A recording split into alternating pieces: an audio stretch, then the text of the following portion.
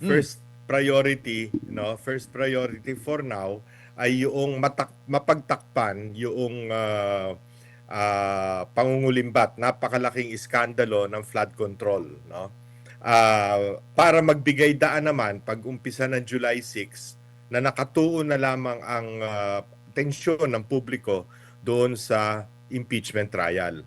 Pagdating ng July 6, puro impeachment na lang ang pag-uusapan ng media at maging ng publiko. So yun ang kanilang ano, kaya importante sa kanila na mapigilan yung Blue Ribbon Committee hearings sa panunungkulan ni Senate President Alan Cayetano kung saan si Senator Pia Cayetano ang chairman at ang co-chairman or uh, vice chairman ay si Senator Rodante Marcoleta. Sir, ano po ang major takeaways po ninyo sa naging palitan po ng liderato ngayong linggo dyan po sa Senado? Well, napatunayan yung kinakailangan ng 13 boto. No? At hindi po pwede yung 12. So, naghain si dating Senate President Alan Cayetano ng certiorari sa Supreme Court. Sana naman, bagamat moot and academic na yan, ay magdesisyon sapagkat importante yan sa mga darating pang mga araw, darating pang mga taon, ano, baka magkaroon na naman ng ganyan sitwasyon, mas mabuting malinaw na kailangan na 13 para ka maging Senate President. No? Opo, at saka binanggit po sa mga speech recently o sa mga Facebook Live ni Senate Minority Leader, former Senate President Cayetano, na dalawa daw po pala ang grupo ngayon sa pamahalaan o sa Senado, Sir Lito. Ang una ay yung mga gusto ng katotohanan na ilabas po yung sino ang mga sangkot at masterminds ng flood controls anomaly. Ikalawa, yung grupo po ng mga gusto ng cover-up. Ano pong tingin niyo dito, sir? Well, yan ang pananaw ni Senator Alan Cayetano, no? Subalit sasang-ayon ako sa puntong malinaw na kaya pilit na yung dalawang senador na dating nasa majority ni Cayetano Block, wika nga, no? Ay pilit na sinungkit, no? Sa anong paraan, hindi natin alam sa ngayon at wala namang aamin ng katotohanan tungkol doon. Pero malinaw na iyon ay dahil ayaw nila na lumabas ang mga revelasyon tungkol sa katotohanan na ibinubunyag ng mga 18 plus 4 na mga ex-soldiers, no? Ibang ex-marine, yung iba ex-army, no? Ayaw nila yon. Ang gusto nila ay matuon na lamang ang pansin ng tao dun sa impeachment trial sapagkat kapag inihambing ng tao yung di umano'y kasalanan ni Vice President Sara Duterte at ikukumpara ito dun sa kahindik-hindik at napakalaking pangungulimbat ng pera ng taong bayan, eh, para bang, excuse me, para sa taong bayan, sino ba ang mga dapat parusahan? Sino ba ang mga dapat managot? No? So, kaya talagang pilit na yun ang talagang inaano nila, ayaw nilang lumabas. No? Kaya pinilit nila na sa panahong ito, na malapit na rin namang matapos yung regular session ng 20th Congress, no? To magre-recess na rin lang, pinilit nila na magkaroon ng paalitan ng liderato. So, second priority na po ang impeachment. First priority po yung sinasabi ni Senator Alan Cayetano na para sa kanya ay cover-up sa issue na ito. Sir. For now, Hmm. first priority for now ay yung mapagtakpan yung pangungulimbat, napakalaking iskandalo ng flood control, no? Para magbigay daan naman pag umpisa ng July 6 na nakatuon na lamang ang tensyon ng publiko doon sa impeachment trial sapagkat by then alam mo kasi itong mga ano MJ, itong Hmm. mga nag sabihin na natin mga nag-iisip para sa Malacanang o nag-iisip para sa administrasyon. Palaging ang iniisip ay ang unang assumption nila, ang Pilipino kasi ay madaling makalimot, no? Madaling mawala. Kung sa ano, bad news man yan o ano, after 1 month or so, nakalimutan na yan ng taong bayan. So doon sila nag-ano na pag nalampasan natin ito, pagdating ng July 6, puro impeachment na lang ang pag-uusapan ng media at maging ng publiko. So yun ang kanilang ano, kaya importante sa kanila na mapigilan yung Blue Ribbon Committee hearings sa panunungkulan ni Senate President Alan Cayetano, kung saan si Senator Pia Cayetano ang chairman at ang co-chairman or vice chairman ay si Senator Rodante Marcoleta. So survival ito, Sir Lito, political survival ang hakbang. Lahat ng yun ang sabihin na natin nakakaano sa parang hindi maganda sa mga nangyayari dito sa ating bansa. Hindi lamang ngayon kundi nung mga ilang pantaon walang parang hindi sinasaisip kung anong makabubuti para sa taong bayan. Sa gitna ng krisis, walang krisis, biski na kailan ang laging nasa isipan ng ating pamunuan ay kung paano yung kanilang personal at political na interes ay mapapagana imbis na yung paano nilang matutulungan ng totoo ang taong bayan, no? Sa panahon ngayon na sobrang taas ng presyo ng bilihin, na napakahirap ng buhay. Ang kuryente nga lang pagka sa commercial nag-increase ng from 13 pesos halos 16 pesos per kilowatt hour itong buwan na to, no, itong billing period na ito. At kung ikaw naman ay may tindahang maliit, no, commercial, from 14 pesos dati per kilowatt hour, ngayon ay 22 pesos per kilowatt hour. That is a napakalaking increase niyang sa kuryente. Binibiro mo, hirap na dadanasin ng taong bayan. Kasagsagan pa naman ang init ng panahon ngayon, no? Yung mga ganyang problema dapat na tinutuunan ng pansin. Pero hindi palagi na lamang ano ang makabubuti para sa kanila. Paano nilang pagtatakpan yung mga kasalanan nila? Paano nila isusulong yung kanilang political na interes? Yun ang masakit at yun ang nakakalungkot sa nangyayari sa ating bayan, MJ. Opo, pero Sir Lito, tingin mo makakalimutan agad ang issue sa flood control? Tag-ulan na eh. Yun ang problema. Mm. Pero alam mo, pag sinuswerte sila, yung pamunuan, baka pumalo yung El Nino ng mas maaga, yung super El Nino, at ngayon nga nakikita natin, umuulan man, hindi pa naman napakalakas. Although ilang parte, like sa Mindanao, malakas ang ulan, no? Pero talagang yan, pagka bumuhos na naman ang ulan at bumaha na naman dahil wala namang nagawang solusyon dito sa mga anomalya sa flood control hanggang sa ngayon, maalaala na naman ang tao. At importante din kasi para sa atin, sa ating mga nag-iisip ng gusto nating ilahad ang katotohanan, dapat din tayo'y patuloy na magsalita tungkol dito sa anomalya ng flood control sapagkat napakalaking halaga ang pinag-uusapan natin, ano?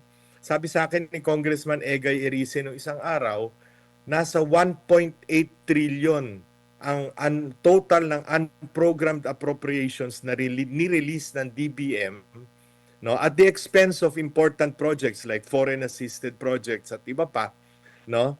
1.8 trillion, isipin mo yung laki ng perang yon na kung ito ay nasa sa kaban pa ng bayan, di sana pwedeng bawasan ang presyo ng kuryente, bawasan ng tax sa kuryente para man lang hindi masyado malaki yung taas. Ganon din sa diesel at gasolina. Pero hindi nagtiis na tayo ng 2 buwan mahigit na pataas ang presyo ng gasolina at kasama na rin doon ang pagtaas ng lahat ng presyo ng bilihin, no? Walang naitutulong sa atin ng pamahalaan kundi yung pakonti-konting ayuda na binibigay sa piling-piling mga tao. 1.8 trillion na kung ikukumpara mo sa 140 o 100 plus million na binibintang na di umano'y ninakaw ni VP Sara, kabuti lang yung paratang sa Vice Presidente, sir. Oo, isang patak sa isang drum ng tubig. No? Isang patak sa drum ng tubig. Ganun ang diferensya eh. Para sa mga ordinaryong mamamayan, sino ka para usigin ang isang inihalal namin ng pagkadami-daming boto, no? Na kung ano-anong paninira na ang ginawa mo, samantalang kayo trilyon-trilyon ang inyong kinulimbat sa aming taxpayer money, no? Yun ang iisipin ng taong bayan, no? Po, sir, ito ay mga tanong na para po sa kalinawan ng ating mga kababayan. Ito pong nangyari kay Senator Joel Villanueva bilang pong kayo isa rin pong political strategist. Anong tingin mo, sir? Kasi maraming pumupuna nauugnay sa JAL, sa paninindigan sa katotohanan, ano daw nangyari, ba't daw ganito ang desisyon. May mga nagsasabi naman kay Senator Joel na tingnan nyo yung track record, tingnan nyo ang kanyang motibo na dumalo siya doon sa sesyon para maibalik yung trabaho ng Senado. Anong takeaways mo, sir, sa naging pasya ni Senator Joel Villanueva at paano po siya makakabawi mula po dito sa backlash na kanya pong nararanasan ngayon? Well, una-una, yung sasabihin nilang para, ganun din ang sinabi ni Chis Escudero, di ba, na para makapagtrabaho muli ang Senado, pinabubulaanan yon ng the fact na one day after, adjourned na ang Senado. So anong pinag-uusapan nating trabaho pa ba? Yun nga, yung isang araw na yun, isang panukalang batas ng kanilang ipinasa, yung waling-waling na gagawin national flower ba yun? No? Yun lang ang pinasa. Mabuting na nga at pumunta sila Senadora Amy, Senator Pia, Senator Loren at saka si Senator Marcoleta doon sa Commission on Appointments hearing para mabigyan na ng promotion, yung ma-confirm na yung promotion ng ilang mga general, no? Pero other than that, ano ba yung napakahalaga na kailangan magkaroon pa ng special session? Nagkaroon ng special session para lamang kasi meron na ngayon silang 13 boto, so hindi na maaring questionin yung pagluklok kay Senator Sherwin Gatchalian bilang Senate President, no? Pero kung yun ang pag-uusapan, hindi yun ang dahilan. Ngayon, mahirap namang husgahan. Ako, nahihirapan akong husgahan both si Senator Chis at saka si Senator Joel. Kasi malinaw na tinakot sila no? Matatandaan mo, dito kay Senator Joel. 2 weeks ago, nagsalita ang ating ombudsman, si Boyeng Remulla, na halos kumpleto na yung kanilang isasampang kaso laban kay Joel Villanueva. So sabi niya, malamang sa loob ng 2 linggo, may isasampa na natin. Actually, 3 linggo na ngayon, wala naman na isinasampa.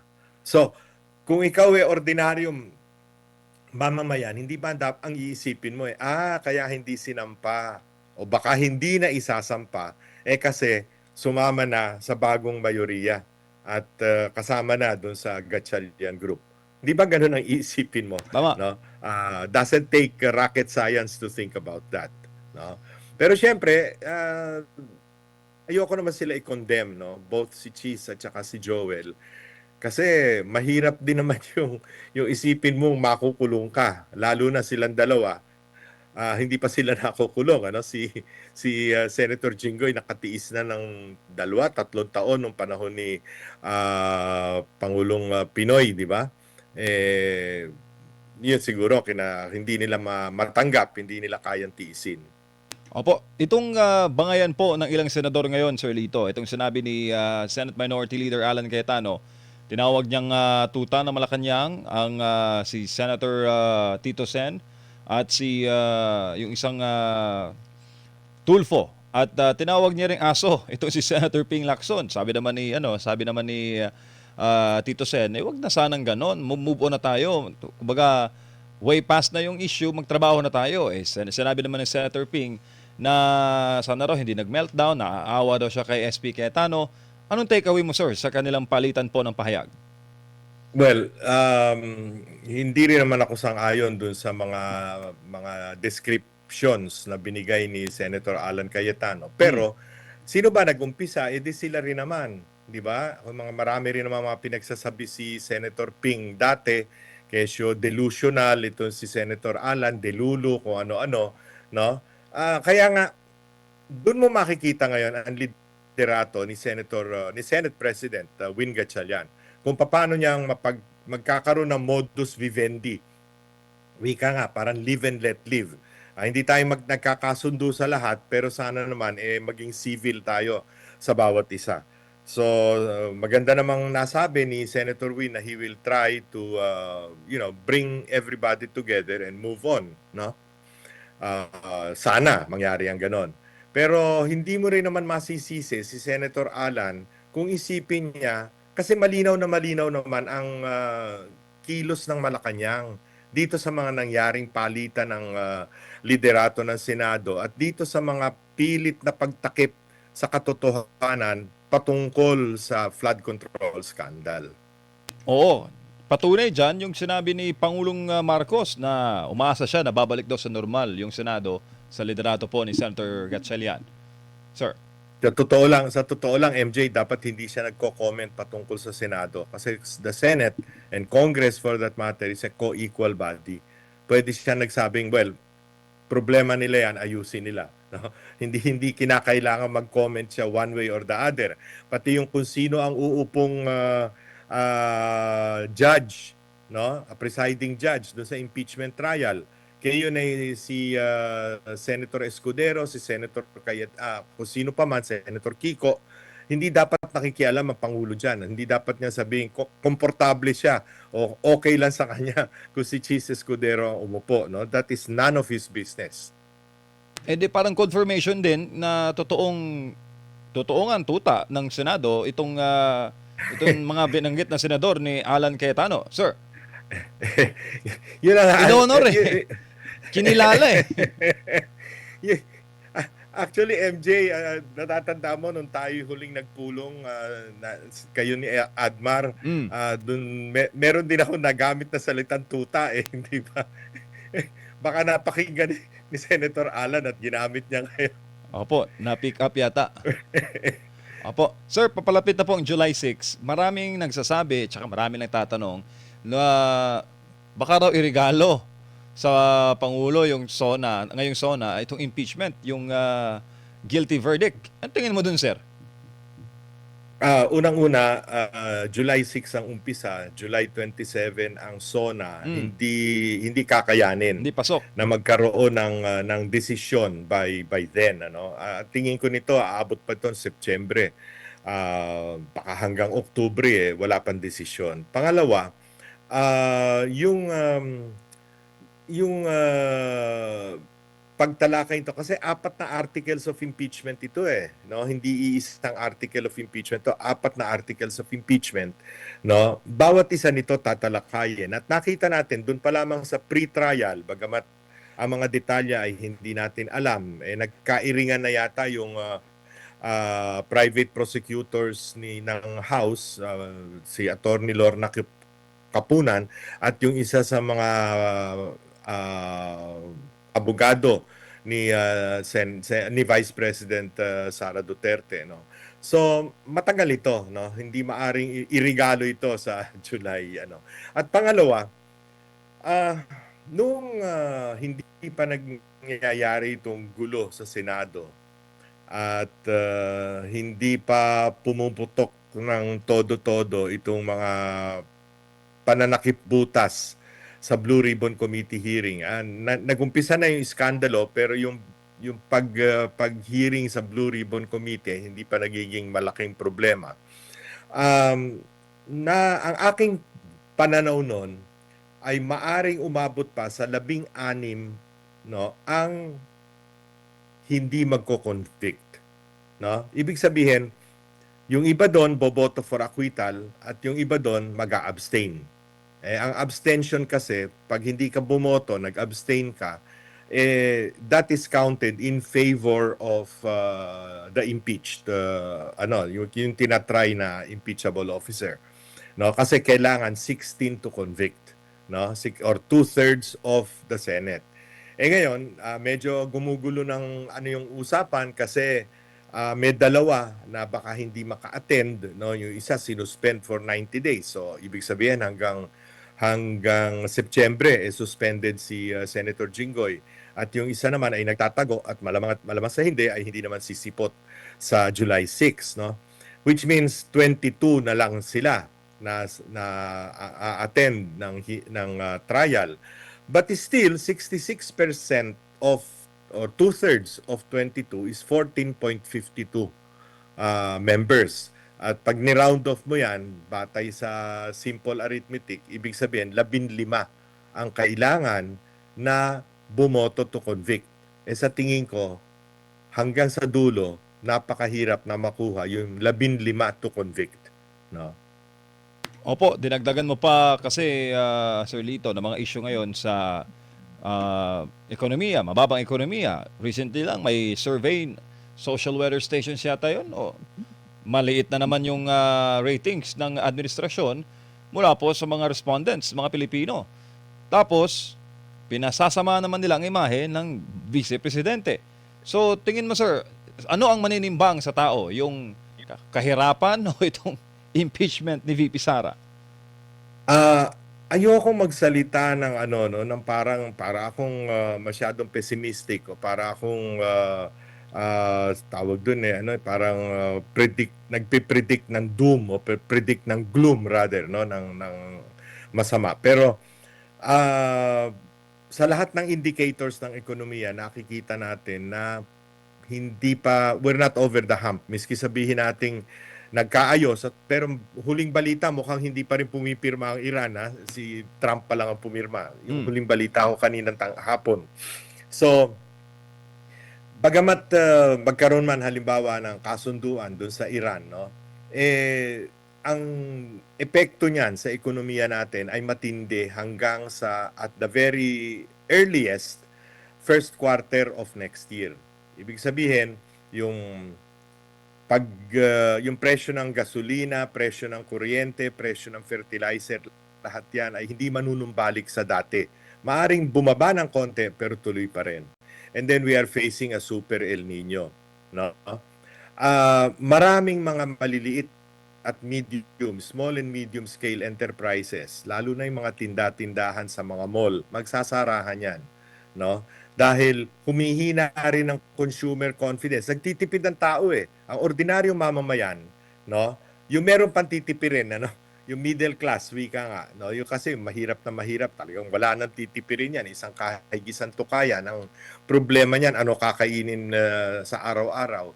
Yung middle class magtitipid yan. Yung mga non to necessary items like bagong hindi mo na yan gagamitin kasi may mga mas mahalagang babayarin tungkol sa presyo ng kuryente, pagkain at lahat, no? So I do not see a silver lining in the economy, no? Until the first quarter of next year at the best, no? Maaring depende sa super El Nino na yan, gaano katindi at gaano katagal. Kasi pagka may El Nino, mas malakas din ang bagyo. So kung tumama ang bagyo sa atin ng Setyembre, Oktubre, kung kailan umaani tayo ng palay, napakalaking problema niyan, no? Baka walang solusyon diyan, baka pumila ang tao sa bigas. So yung mga problemang yan ang mananaig sa damdamin ng taong bayan. So it is up to us and up to media, up to both social media and traditional. Although yung traditional media, hindi mo maintindihan kung bakit ganyang parang kasama na sa pagtatakip, no? It's up to us to remind people na ayan, kaya nangyayari itong lahat ng to, yung lahat ng dapat na gamitin ng gobyernong pera para tulungan ang taong bayan, nakulimbat na. So babalik na naman, again, as you discussed earlier, babalik na naman yung iskandalo sa flood control. Babalik na naman, hindi lang naman flood control, pati sa gamot, di ba? Nababasa natin, naririnig natin yung sa Department of Health, no? Pati mga gamot,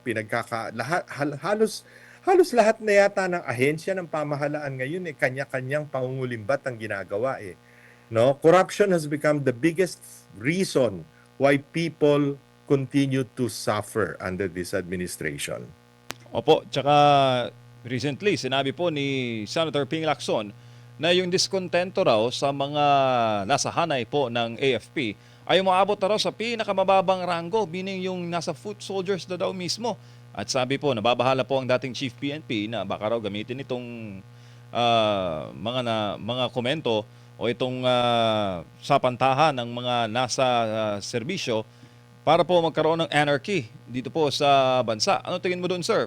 Impeachment, kahirapan, krisis, halo-halo na po kasi. Well, the lower they are in the military rank, no, the more difficult their life is. Kasi ang sweldo niyan, miski na dinoble ni dating Pangulong Duterte ang sweldo ng ating kasundaluhan at kapulisan, hindi pa rin makaagapay yan sa pangunahing pangangailangan ng kanilang mga pamilya.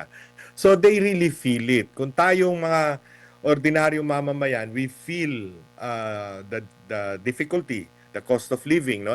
Sila din ganon, ano? Tapos hiwalay pa sila sa kanilang pamilya nila nandito sa sila kung saan pinapadala sa ating bansa, no, sa ating kapuluan. So, totoo 'yon, yung sinasabi niya at hindi lang naman galing sa kanya, narinig ko na rin niya sa ibang mga retired colonels and generals, no. At in fact, ang sabi sa akin yung regional battalion commands pababa, malaki ang disgusto.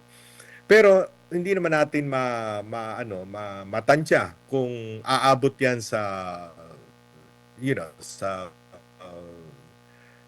extra constitutional na gulo, no? Wag naman sana kasi total 2 years, more than 2 years, less than 2 years from now magkakaroon na tayo ng halalan, ano?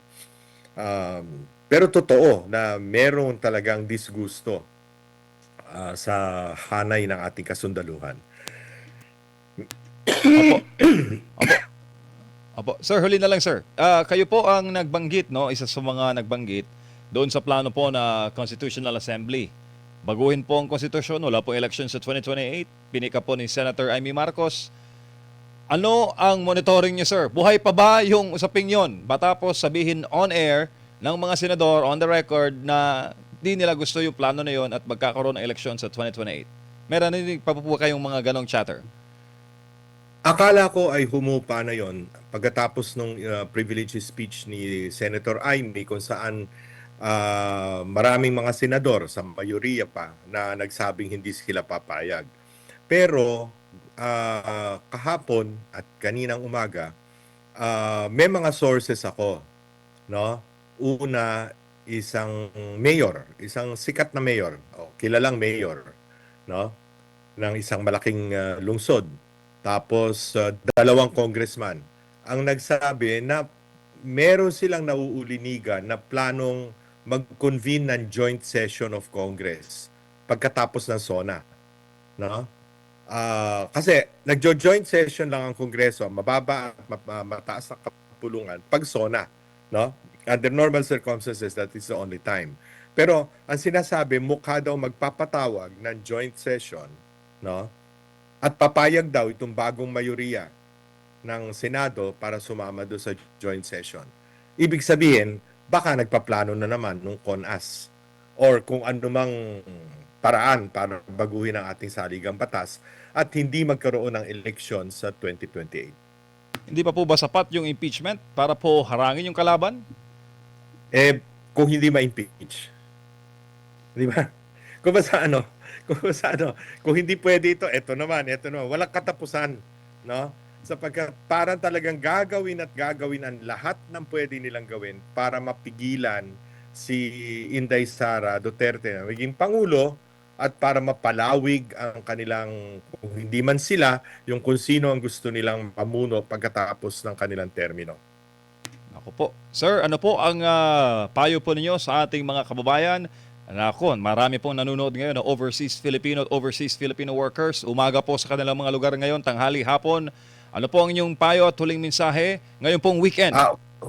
Huling mensahe ko, MJ, no? Huwag silang bibitiw, no? Huwag nilang kakalimutan na sila ay naghihirap ngayon. Sila ay nakalulugod na ang kabuhayan, lalo na ang kinabukasan ng ating saling lahi dahil sa sobrang korupsyon na nangyari sa nitong nakaraang 3 at 4 na taon na ngayon. Itong flood control scandal na hindi lamang nasisira ang mga kabuhayan at hindi lamang nagugulo ang ating mga buhay at pera natin yung nawaldas, na punta lamang sa iilang mga sakim na congressman at senador, kung hindi, no, maliban pa diyan, yung may mga buhay na nawala dahil sa mga flood, mga pagbaha, no? Nakalulungkot nga, meron pang earthquake tayong may lindol pang napakalakas doon sa Sarangani at sa South Cotabato, pero maliban diyan, ilang daan ang namatay dahil sa pagbaha, hindi lamang sa kung saan-saan lugar, sa Bulacan, sa Pampanga, dito sa Metro Manila, no? Hindi natin, huwag nating kalimutan ito. Patuloy nating pakinggan ang katotohanan. At sana naman, itong, pero parang hindi ko maintindihan paano mo naman iisipin na si Erwin Tulfo hindi gagawin ng pagtakip ng katotohanan, mukhang kasangkot din siya, no? Parang hindi ka na magkaroon ng tiwala sa Senado ngayon, sa mayoriya ng Senado, na gagawa ng paraan para mailahad ang buong katotohanan. Pero huwag tayong bibitiw. Bilang mamamayan, dapat tayo mismo ang patuloy nating i-insist, patuloy nating hingin, patuloy nating diskubrihin kung ano ang katotohanan at sino ang mga dapat managot dito sa flood control scandal na to. Yan po mga kababayan, ang political analyst at strategist si Sir Lito Banayo. Sir, maraming salamat po sa inyong panahon at mabuhay po kayo. Salamat sa SMNI. Po, yan po mga kababayan, ang ating panayam. Narinig nyo yon? Buhay pa pala yung diskusyon sa Constitutional Assembly o CONAS. Akala natin nabaon na po sa limot. Mismong sabi ni Sir Lito Banayo, mula po sa kanyang source, 2 congressman, 1 mayor, na mukha raw magpapatawag ng joint session after ng SONA ang administrasyon. Ako po, kakaabangan natin ng mga development na yan dito po sa ating bansa.